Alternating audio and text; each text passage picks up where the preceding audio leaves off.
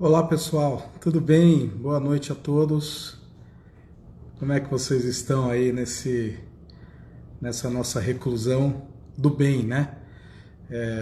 Eu queria começar, essa nossa live é sobre endometriose, né? Como todo mundo sabe, a gente divulgou aí nas mídias sociais. Por que endometriose, né? Nesse momento. Março é o mês da conscientização sobre essa doença que afeta por volta de 15% das mulheres na idade reprodutiva e, como eu vou dizer, ela tem grandes consequências ou pode ter grandes consequências é, nesse na vida reprodutiva das mulheres, tá? Então essa é a relevância do tema e março é o mês para a gente falar mais sobre isso, né? Quem me acompanha aí nas redes sociais sabe que eu fiz aí uma série de vídeos explicando um pouquinho de alguns aspectos da doença, até para introduzir essa live. Eu recebi aqui bastante perguntas nessas últimas 24 horas que eu vou responder aqui todas elas, tá? Tá tudo aqui anotadinho, tudo direitinho. Mas antes eu queria falar um pouco sobre esse momento que a gente está vivendo. É um momento que ninguém de nós lá no dia 1º de janeiro de 2020, quando a gente faz os nossos desejos e quando a gente repensa ou pensa como vai ser esse próximo ano, nenhum de nós poderia imaginar que a gente estaria vivendo essa situação, né? É uma situação grave, mas que sairmos dessa situação com menos lesões possíveis só depende da gente, né? Então, quando esses casos começaram a aumentar aqui no Brasil, nós da clínica Vivitar e da clínica Originari, as duas clínicas das quais eu sou sócio-diretor, nós decidimos parar o início de casos novos, terminar os casos que já estavam em andamento e não fazermos transferência de embriões por motivos de segurança de vocês, dos meus pacientes, por motivos de segurança para os nossos colaboradores que são tão importantes na nossa vida. A gente está funcionando sim, fazendo consultas por telemedicina, ou seja, consultas por WhatsApp vídeo, Skype, Zoom, qualquer meio aí de comunicação que nos permita falar com os pacientes, desde que não necessite de exame físico, obviamente. Isso saiu uma portaria do Conselho Regional de Medicina de que permitindo esse tipo de abordagem, tá? Se Deus quiser aí, o mais breve possível, nós vamos retomar com os tratamentos em si. E eu acho que esse é um bom momento, e essa live vem bem para isso, para a gente poder, então, nos informar. É o que eu falei num vídeo que eu fiz ontem. Acho que esse é um bom momento para a gente se informar, quer dizer. É um bom momento para a gente criar conteúdos para vocês que estão aí em casa, que estão preocupados com os aspectos reprodutivos. É um bom momento para a gente ter informações de bom nível, né? Sem fake news, sem fantasias, né? E falar um pouco sobre isso que a gente adora e que a gente ama tanto, que é a reprodução humana. Então hoje eu escolhi falar de endometriose por todos esses motivos, né? Então, como eu disse, a endometriose é uma doença muito importante. Ela afeta por volta de 15% das mulheres na idade reprodutiva e muitas dessas mulheres vão precisar de algum tratamento para engravidar, né? Então, nos nossos consultórios, de todos nós que fazemos reprodução humana, e na minha clínica não é diferente disso, a gente acaba tendo grandes repercussões, ou uma grande parte dos nossos atendimentos é exatamente dessas mulheres ou desses casais que sofrem com a endometriose. Primeiro vamos definir o que é endometriose, né? Endometriose é uma doença em que acontece esse tecido que chama endométrio, que é um tecido do bem. Eu sempre falo isso para os pacientes, não vamos ficar com raiva do endométrio, né? O endométrio é um tecido do bem, é um tecido que é muito importante para que a gravidez aconteça. O endométrio é a camada interna, é o que reveste a camada interna do útero e é onde vai grudar o bebê. Então, só para a gente falar assim, é como se fosse a casinha do bebê durante os 9 meses da gravidez. Então ela é muito importante, né? Agora, algumas mulheres apresentam tem a presença desse tecido que devia estar lá só dentro do útero, fora do útero. E nas mais diversas localizações. Eu já vi endometriose, inclusive no pulmão. Eu já vi endometriose no olho, na retina. Quer dizer, são pacientes que quando vão menstruar começam a ficar com a vista embaçada e a endometriose na retina. Mas o mais comum é essas localizações na pelve, quer dizer, próximas dos órgãos reprodutivos, tá? Das trompas, dos ovários principalmente, aí não órgãos reprodutivos, mas que estão na pelve do intestino, bexiga, né? Das vias urinárias, enfim, nas mais diversas localizações. Por que esse endométrio, que esse tecido acaba aparecendo nessa região? Ele acaba aparecendo nessa região por diversos motivos que na verdade nós não sabemos. Então assim, não adianta muito a gente ficar falando de causas de endometriose, pessoal, né? Quer dizer, você tem grandes estudos e grandes pesquisadores que tentam entender a causa dessa doença, mas a verdade é que tem muitas teorias para explicar o acontecimento da endometriose, mas ninguém sabe ao certo o que realmente causa a endometriose. O que nós conhecemos com muito afinco e muito bem são as consequências da endometriose, quer dizer. Então é um tecido que está num lugar onde ele não devia estar.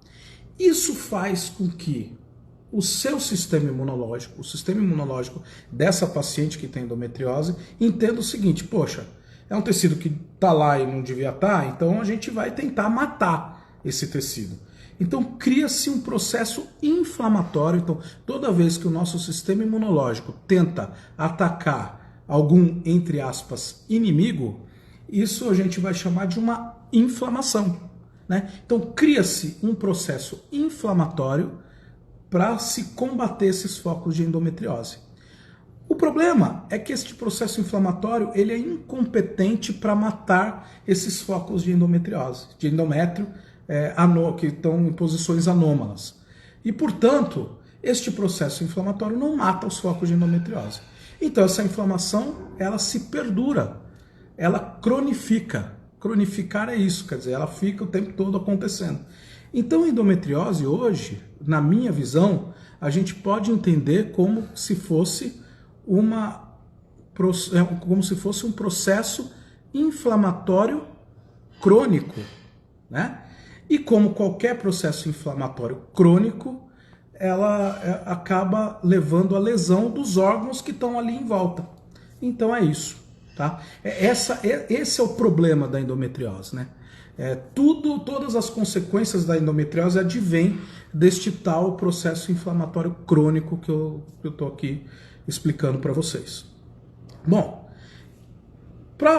em termos reprodutivos, o que importa isso? O órgão mais sensível a essas alterações advindas desse processo inflamatório crônico são as trompas. Então é muito comum da paciente que tem endometriose ter um distúrbio do funcionamento das trompas.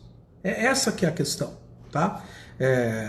O segundo órgão que pode ser afetado pela endometriose é o ovário. Então, este processo inflamatório crônico também acaba afetando a função dos ovários, diminuindo os óvulos. Então, a paciente que tem endometriose, ela tem uma tendência a ter menos óvulos do que aquela paciente que não tem endometriose, por exemplo, e tem a mesma idade. A paciente que tem endometriose, ela acaba podendo ter uma diminuição na qualidade dos seus óvulos em relação às mulheres da mesma idade que não têm endometriose. Tudo isso faz parte da fisiopatologia desse processo inflamatório crônico, né? Então, assim como outros órgãos, né? Quer dizer, você pode ter, inclusive, consequências intestinais, você pode ter, inclusive, consequências urinárias. Então, a endometriose é uma doença que, por esse processo inflamatório que acaba atingindo principalmente a pelve, pode ter todas essas consequências. Os sintomas mais comuns de endometriose, quais são? Cólica menstrual. Então, por volta de 70% das mulheres com endometriose têm cólicas menstruais. E as cólicas menstruais, muitas vezes, até porque é muito comum a mulher ter cólica menstrual, muitas vezes as cólicas elas são desprezadas. E a gente perde a oportunidade, muitas vezes, de fazer um diagnóstico. Então eu cansei de receber no meu consultório mulheres que não conseguiam engravidar e que chegam falando, doutor Georges, ninguém sabe, todos os meus exames são normais e tal. Mas na verdade não se investigou a endometriose, e a gente vai ver se essa mulher tem cólica. Ah não, mas cólica o meu médico falou que é normal. Cólica não é normal, pode até ter pessoas com cólicas e que não tenham endometriose, não tem um motivo para isso. Mas toda mulher que tem cólica tem que ser investigada para endometriose, mesmo que não tenha dificuldade para engravidar, tá? Porque a relação é muito íntima entre essas duas situações. Além disso, dor para ter relação sexual, principalmente em posições em que o pênis entra mais profundamente na vagina, tá? Alterações do intestino na época da menstruação, então aquela mulher que ou tem uma constipação intestinal, ou mesmo quando o intestino se solta na época da menstruação, isso pode querer dizer que a endometriose está presente. E alterações urinárias, olha só, é menos comum, mas a gente vê de vez em quando alterações urinárias na época da menstruação. Todos esses são sinais de que a mulher pode ter endometriose. Mas não vamos esquecer que 30% das mulheres que têm endometriose, elas acabam tendo sintomas, elas acabam não tendo nenhum sintoma. Então você tem 30% das mulheres que têm endometriose e que não tem nenhum sintoma, tá? Isso é uma coisa muito importante, porque, de novo, às vezes chega no meu consultório mulheres que não sabem porque não estão conseguindo engravidar, não tem nenhum sintoma desses que eu falei, então, portanto, nunca foi investigada para endometriose, a gente vai investigar e está lá a endometriose. Então, é muito importante a gente saber o motivo, a gente saber diagnosticar a endometriose mesmo quando não tem sintoma, tá? E aí as pessoas sempre me perguntam assim, doutor Georges, como que é o diagnóstico? Então vamos falar assim, como que é o diagnóstico de endometriose, né? O diagnóstico de endometriose, ele até algum tempo atrás, pessoal, ele era feito por laparoscopia, veja só. Até algum tempo atrás, a única forma da gente fazer um diagnóstico preciso de endometriose era fazer uma coisa que a gente chamava de laparoscopia diagnóstica. Para quem não sabe, a laparoscopia ela é uma cirurgia, a paciente é anestesiada, anestesia geral, e a gente faz pequenos furos no abdômen e entra com câmeras e alguns aparelhos para fazer a manipulação ali da pelve, para poder olhar, naquela situação a gente olhava para ver se tinha endometriose. É claro que era o que tinha para fazer, né, para fazer o diagnóstico, mas é um procedimento, convenhamos, para um diagnóstico muito invasivo. Então, hoje em dia, pessoal, a gente tem métodos não invasivos para o diagnóstico de endometriose e que tem uma acurácia tão boa quanto a laparoscopia diagnóstica. Por isso que hoje não se faz mais laparoscopia diagnóstica para o diagnóstico de endometriose. Não precisa fazer isso, desde que nós façamos dois exames que são primordiais para fazer esse diagnóstico. Um deles, ultrassom, olha, um simples ultrassom, mas é um ultrassom com preparo intestinal e Doppler, que é um método ali do ultrassom, mas o ultrassom é um exame dependente de quem está fazendo esse exame. Então, o ultrassom é um exame, a gente chama isso depende de quem está fazendo, dependente da pessoa que está fazendo. Ou seja, não adianta fazer um ultrassom, preparar o intestino e tal, fazer um ultrassom com quem não está acostumado a ver focos de endometriose ou quem não vai procurar direito esses focos de endometriose. Tá? Então, por isso que sempre a gente indica pessoas que são habilitadas para isso, e não são muitas, viu? Não é tão comum assim o ultrassonografista saber ver bem a endometriose, tá? O segundo exame é a ressonância. Então, ressonância nuclear magnética da pelve, também com preparo intestinal e com e sem contraste, tá?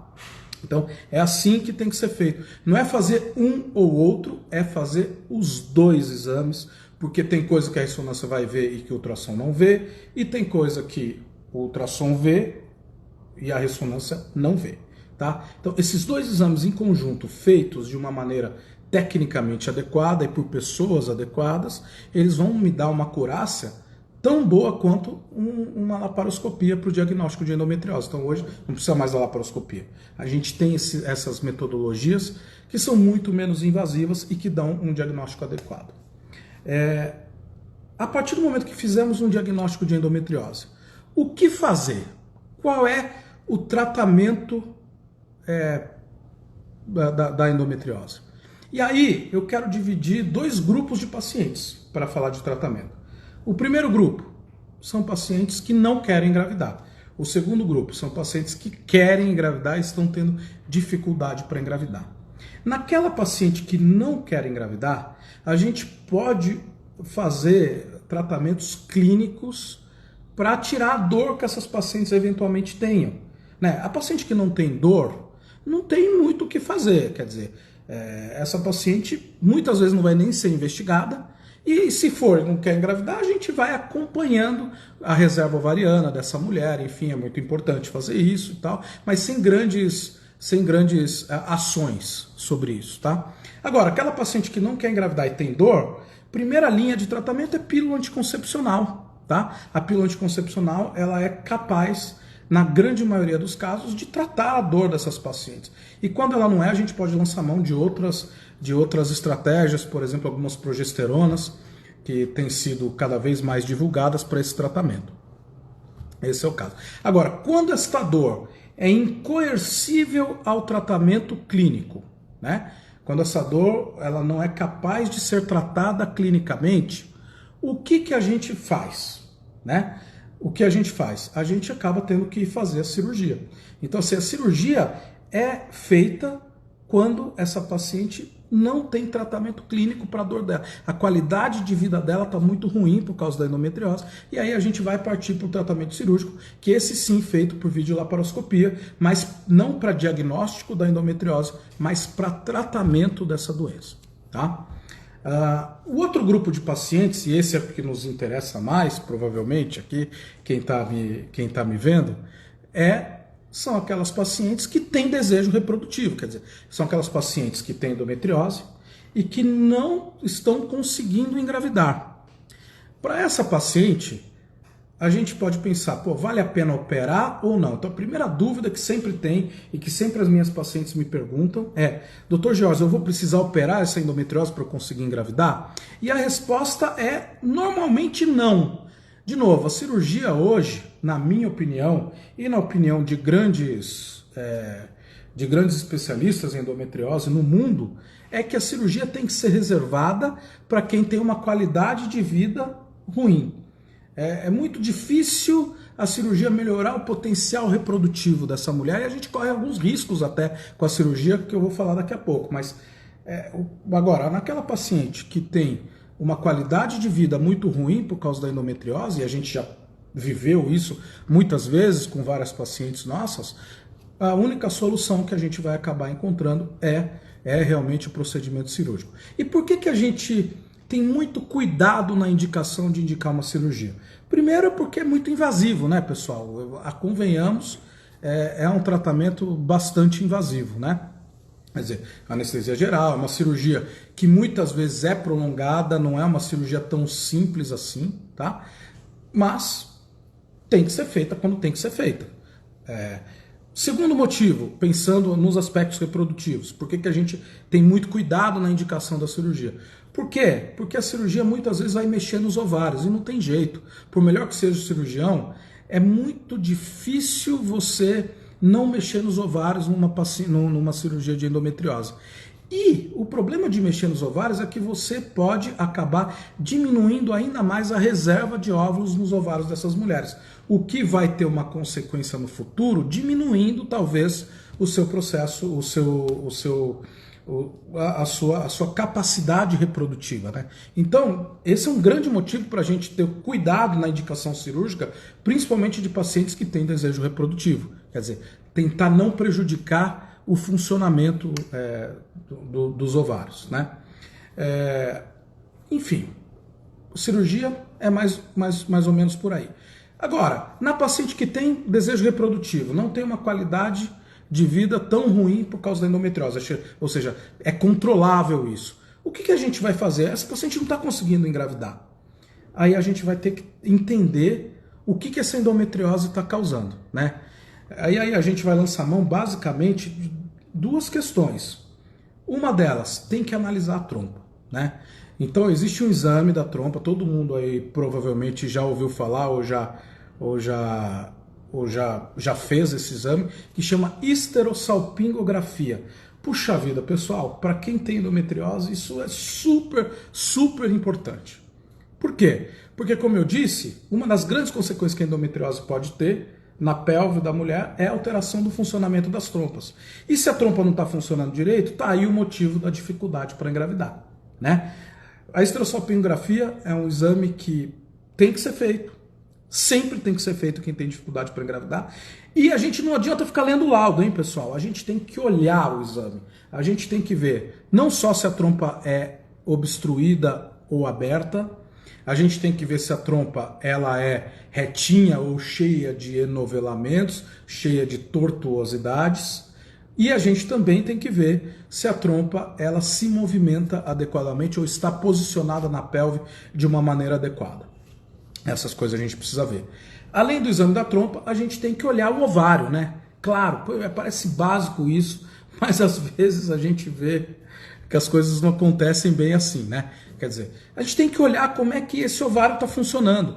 Basicamente, exames para avaliar a reserva de óvulos nesse ovário, tá? Como é que se faz isso, né?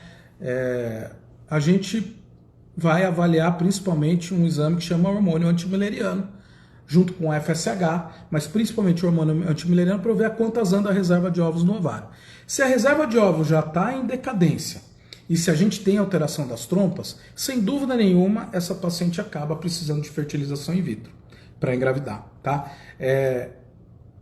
Qual é a porcentagem, mais ou menos, de pessoas que têm endometriose e que vão acabar precisando de fertilização in vitro para engravidar? Por volta de 50% das pacientes que têm endometriose e dificuldade para engravidar, elas vão precisar de fertilização in vitro para engravidar. Agora, tem paciente que tem endometriose que não vai precisar de fertilização in vitro para engravidar, viu, pessoal? Mas 50% vai precisar. E na fertilização in vitro, e aí depois eu vou terminar aqui essa explicação para começar a responder as perguntas de vocês. Na fertilização in vitro, quais são as consequências da endometriose para o resultado da fertilização in vitro? Isso vai depender de múltiplos fatores, tá? Muito mais importante do que a endometriose, por exemplo, é a idade da mulher. Mas pensando em mulheres da mesma faixa etária, a mulher com endometriose, ela tende a ter um resultado pior do que a mulher sem endometriose? Isso vai depender de qual é a consequência da endometriose para o funcionamento do ovário dessa mulher. A mulher que tem endometriose, mas que tem um ovário que está funcionando bem, ela não vai ter uma consequência negativa para o seu resultado, né? Agora, se o ovário já tiver com uma reserva de óvulos pior, um funcionamento pior, aí a gente vai ter uma consequência negativa que está inexoravelmente ligada a essa doença, tá? Então, é mais ou menos isso que eu queria falar para vocês sobre a endometriose, que, de novo, é uma das doenças mais importantes que a gente trata aqui na clínica, que tem consequências para vocês. Eu diria para vocês hoje que quando o problema está na mulher, mais da metade das minhas pacientes, a causa é a endometriose. E eu queria dizer para vocês, essas mulheres engravidam, tá? Os métodos de reprodução assistida, não só a fertilização in vitro, estão aí para ajudar vocês, tá? Então, eu queria deixar bastante fortemente esse recado. Antes de começar a responder as perguntas, agora eu vou começar a responder as perguntas, tá, pessoal? Antes de começar a responder as perguntas, nessa minha explicação, eu fiquei aqui olhando as mensagens que estão mandando aqui. Vocês me desculpem que eu não quis parar para ficar, mas eu queria agradecer muito. Tem pessoas da minha equipe vendo essa live, tá? Tanto da equipe minha da Clínica Vivitar, quanto da Originari. Eu vi a Dai aí, Dai, obrigado, que é uma das embriologistas da clínica. Eu vi a Eliene, muito obrigado. Eu vi a Luana.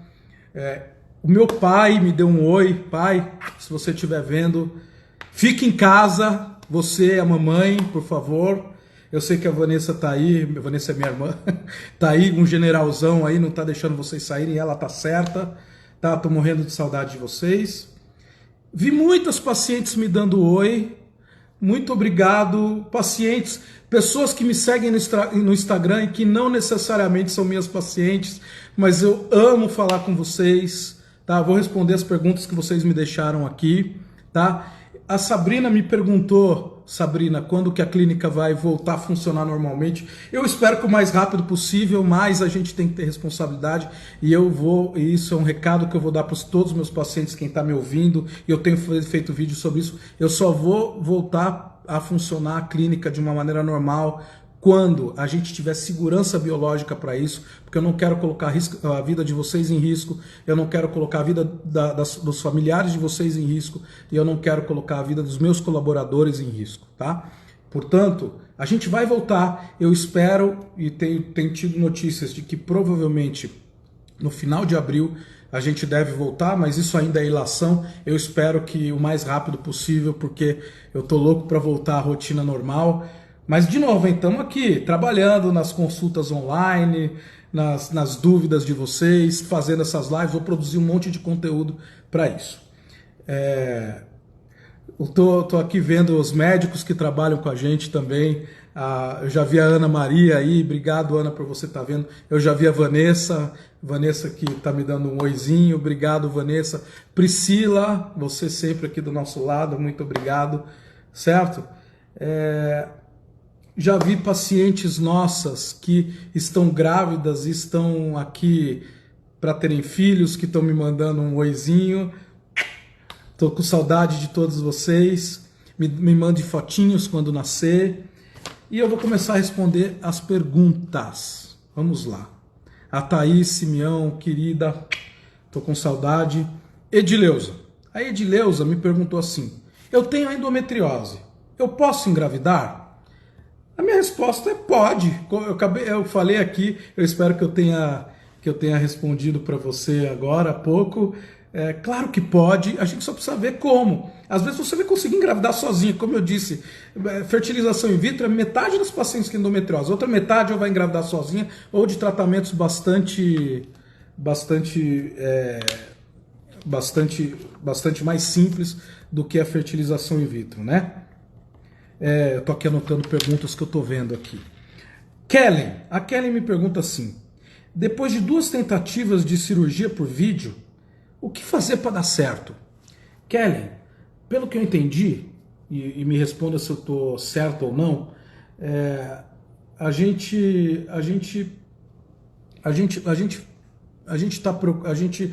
você fez 2 cirurgias de endometriose e que pelo jeito aí não trataram a endometriose adequadamente.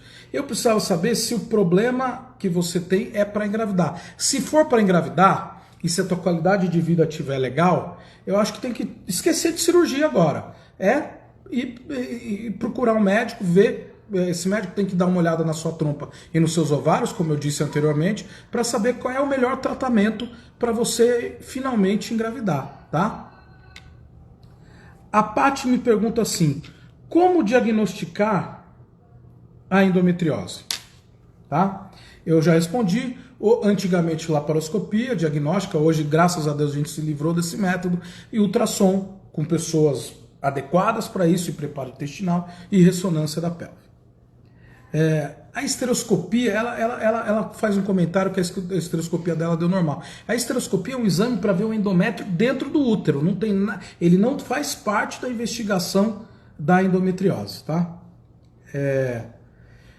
Ciclo mais longo é ruim? Ela me pergunta assim, porque eu entendi que não necessariamente para endometriose. Ciclo mais longo só quer dizer talvez que você tem uma dificuldade para ovular. Então também precisa ser investigado, mas também pode ser uma questão fisiológica sua e que não vai ter consequência reprodutiva nenhuma, mas isso precisa de uma investigação, tá?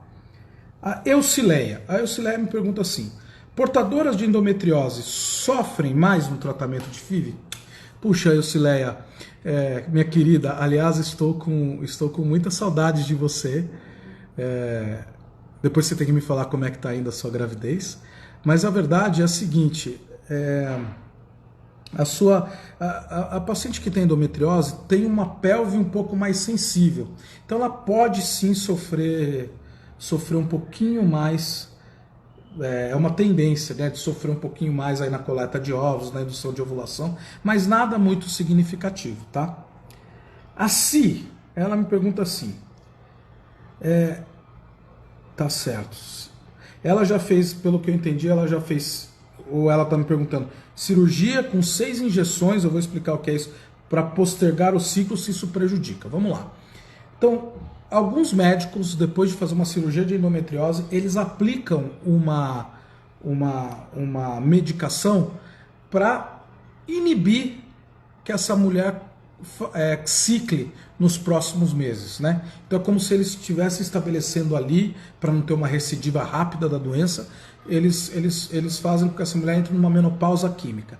Isso sim é totalmente reversível, tá? Então, teoricamente, não deve prejudicar no futuro, depois que para essas medicações. A Cleide, qual é a chance da FIV dar certo em mulheres com endometriose? Cleide, isso é muito variável, né? Como eu disse, vai depender da idade da mulher, principal fator é a idade da mulher, tá? Segundo, qual é a consequência que essa endometriose está tendo para o funcionamento do ovário, tá? Então, basicamente por aí é que vai depender as chances da mulher engravidar que tem endometriose. A Fabi me pergunta assim, a Fabi faz um comentário, eu até sei quem é você. Ela, não vejo a hora de tudo isso acabar para que eu consiga dar andamento na minha fertilização in vitro. Fabi, eu também não vejo a hora de tudo isso acabar para dar andamento ao seu tratamento e ao tratamento de tantas e tantas pacientes que estão esperando para fazer isso, mas de novo, essa é a atitude mais responsável com todas vocês. A Carol me pergunta assim, qual que é a chance de gravidez na mulher que tem 40 anos de idade por ovodoação? Quer dizer, recebendo óvulos doados. Se tudo estiver bem no útero, Carol, a chance de uma paciente, independentemente da faixa etária, de engravidar com ovodoação, de novo, desde que a saúde uterina seja boa, é por volta de 70%, ou seja, é uma chance espetacular. Tá? Janaína. A Janaína me pergunta assim, qual é a diferença entre endometriose e adenomiose, né? Essa é uma excelente pergunta. Endometriose, então, é a presença, como eu disse lá no início, deste tecido que chama endométrio, que devia estar dentro do útero, fora do útero. Isso é endometriose. A adenomiose é a infiltração desse endométrio para a musculatura do útero. Lembra que eu falei? O endométrio é o tecido que reveste o útero por dentro. Em algumas situações, em algumas mulheres, esse tecido ele acaba invadindo outras porções do útero. E isso pode prejudicar o funcionamento do útero. Quando você tem uma adenomiose que afeta uma parte importante do útero, esse útero pode ficar menos receptivo ao embrião. Então, uma mulher que tem mais chance de aborto é uma mulher que tem menos chance de gravidez. Quando é uma adenomiose importante, né? É muito comum a adenomiose pequena, essa não importa pra gente. Quando é uma adenomiose importante, não é tão comum assim, tá? A Lígia me pergunta assim, a endometriose influencia na transferência de embriões congelados? Olha, não, né? Desde que tenha já o embrião, não. Ela vai influenciar inteiro o embrião. Mas tendo o embrião, desde que esse útero tenha uma boa saúde, não vai influenciar. A Priscila, doutora Priscila, essa pergunta veio da doutora Priscila.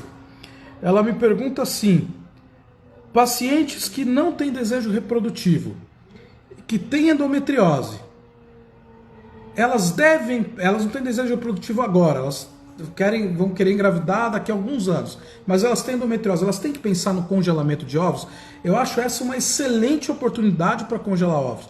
Como a gente falou anteriormente, a endometriose ela é uma doença que acaba tendo como consequência uma reserva ovariana mais baixa numa boa parte das mulheres. Então, uma perda ovulatória mais rápida do que na maioria das mulheres. Então, é óbvio que é uma excelente ideia na mulher que tem endometriose congelar os óvulos para postergar aí a sua maternidade. Eu acho não só uma excelente ideia, deveria ser obrigatório. Os ginecologistas deveriam, na verdade, estimular isso nos seus pacientes, tá? Outras perguntas que me chegaram aí durante a nossa live, tá? Que eu tô aqui olhando. Desculpa que eu tô olhando aqui pro lado, tá? A Sabrina perguntou se a endometriose causa aborto. A endometriose não é uma causa de aborto, tá, Sabrina? O exame que diagnostica eu já respondi, ultrassom e ressonância. A Cristiane falou que gostaria de ter escutado essa live há alguns anos atrás. Ela fez 5 cirurgias e veja só, ela entrou na menopausa mais precoce do que o normal, né, com 40 anos de idade. Então, quer dizer, veja a consequência ovariana da endometriose, Cris. É isso. A Dai falou, olha só que legal, que ela fez uma laparoscopia, tirou um cisto de endometriose, provavelmente de 5 centímetros no ovário, e teve uma FIV com sucesso. Então, vocês estão ouvindo, tá vendo como engravida? Até um caso como esse, que tinha um cistão lá no ovário, provavelmente o ovário dela não devia ser tão fácil assim de ser manejado e tem essa consequência, né? A Silvana pergunta se a endometriose tem relação com o uso de pílula anticoncepcional. Silvana, é uma pergunta muito boa, essa é uma dúvida muito constante das nossas pacientes, e não tem, a pílula não aumenta a chance de você ter endometriose, tá? A Thaís, minha querida, ela pergunta assim, se a endometriose ela é uma doença que tem um fundo genético, hereditário. Thaís, tem sim, né? Você tem famílias que têm mulheres que têm endometriose. Não, a maioria das mulheres que têm endometriose não tem uma questão hereditária envolvida, mas você pode ter sim uma hereditariedade na doença, tá? A Like pergunta se dá para engravidar aos 40 anos com endometriose. Claro que sim. Claro que sim, eu diria para você que é uma grande parte das minhas pacientes hoje em dia, então ainda bem que dá para engravidar, senão minha clínica estava fechada já. Mas isso vai depender, as chances disso acontecer vão depender do funcionamento desse ovário. Então é fundamental a gente observar se esse ovário tem um bom funcionamento ou não. A Andressa pergunta assim, qual é a chance de uma mulher de 40 anos com baixa contagem de folículos, endometriose e lúpus, eu imagino que é lúpus, engravidar com FIV? Olha, precisa ver que baixa contagem de folículos é essa, tá? Mas em linhas gerais, em torno de 30%, né? Mais ou menos é isso. O lúpus não vai influenciar nisso, mas a endometriose com 40 anos de baixa reserva acaba diminuindo um pouco essa chance, sem dúvida nenhuma, né? Vamos lá. Léo pergunta se a endometriose pode impedir a mulher de ovular ou diminuir o hormônio responsável pela ovulação. Sem dúvida, né? Como eu expliquei lá anteriormente, né, Léo? Sem dúvida nenhuma, a endometriose é um dos fatores que acaba diminuindo a reserva de óvulos no ovário em algumas das mulheres. Não em todas, mas em algumas das mulheres. De novo, a seguidora, a minha querida Like, pergunta se precisa tratar a endometriose antes de engravidar. Olha, na verdade até o contrário, né? A gravidez pode ser um tratamento da endometriose. Então não necessariamente você precisa tratar a endometriose antes de engravidar, tá? A não ser, de novo, que tem uma qualidade de vida muito ruim, aquilo tudo que a gente já falou anteriormente, tá?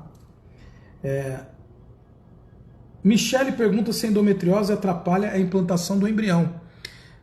Michele, isso foi uma dúvida muito grande durante um período da nossa vida reprodutiva, ou da ciência reprodutiva, vamos chamar assim. E hoje a resposta é que aparentemente não, tá? A não ser que tenha uma adenomiose importante envolvida com endometriose, tá? A Like me pergunta se a endometriose aparece de alguns anos e por que afeta a qualidade dos ovos.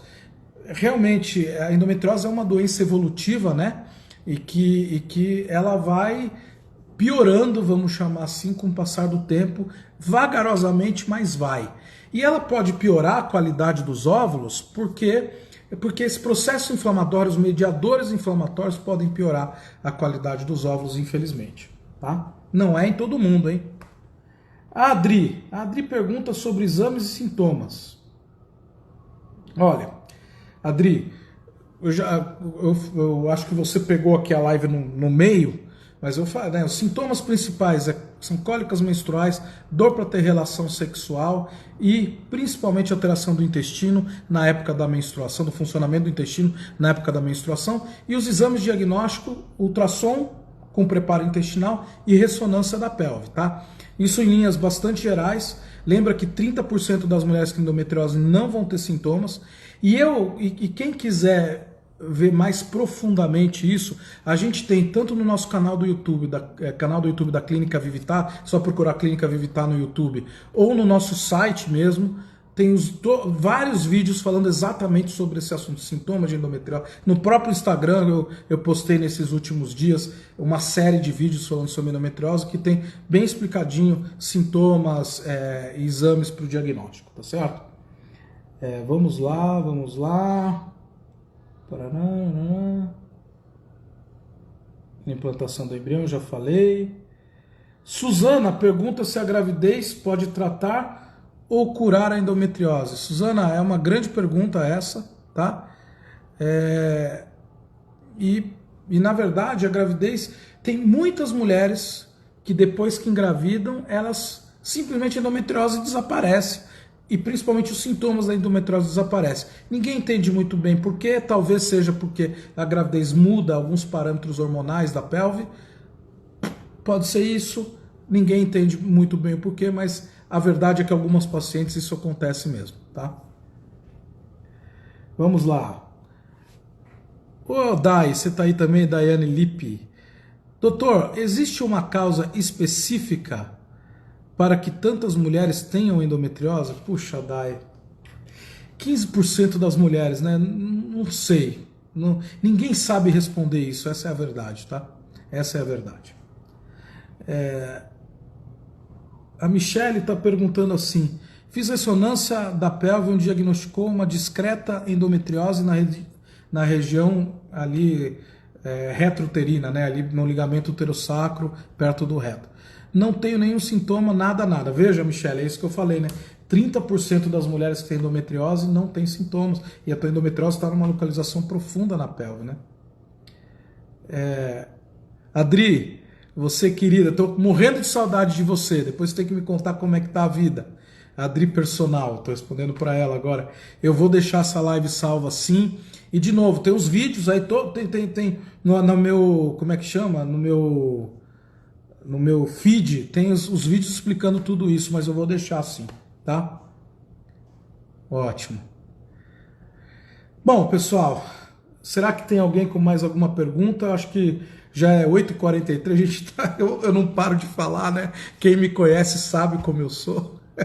Se me deixar, eu vou ficar aqui até amanhã falando. Enfim, eu acho que tá bom, né? Já faz 45 minutos que a gente está no ar. Eu agradeço demais vocês por terem a paciência de me ouvir. Nesse momento tão difícil, eu queria me solidarizar com todo mundo. A gente está vivendo um desafio da humanidade. Eu espero que isso sirva para a gente se unir mais, né? Para a gente pensar um pouco mais na coletividade. Eu acho que a gente estava arrumando para um mundo muito individualista. Eu acho que a gente tem que tirar coisas boas desse período que a gente está vivendo. Vamos pensar mais na coletividade. E daqui a pouco a gente vai retomar a nossa vida. Não acho que vai ser a vida igual ao que era antigamente, tá? Mas tomara que seja uma vida melhor para a humanidade, tá? Ju, Piga, querida, eu quero conhecer a Aurora, por favor. Um beijo. Um beijo a todos. vocês podem... eu vou encerrar a live agora, mas quem tiver mais dúvidas ou quem quiser falar mais coisas comigo, por favor, eu estou sempre online aí, quem me conhece sabe, pelo WhatsApp, pelo e-mail, no Instagram aqui, que agora é uma forma legal de se comunicar também. Eu respondo todas as dúvidas de vocês, tá bom? Um beijo, espero que tenha sido útil para vocês. Se cuidem, hashtag em casa, tá bom? Tchau, tchau, queridos.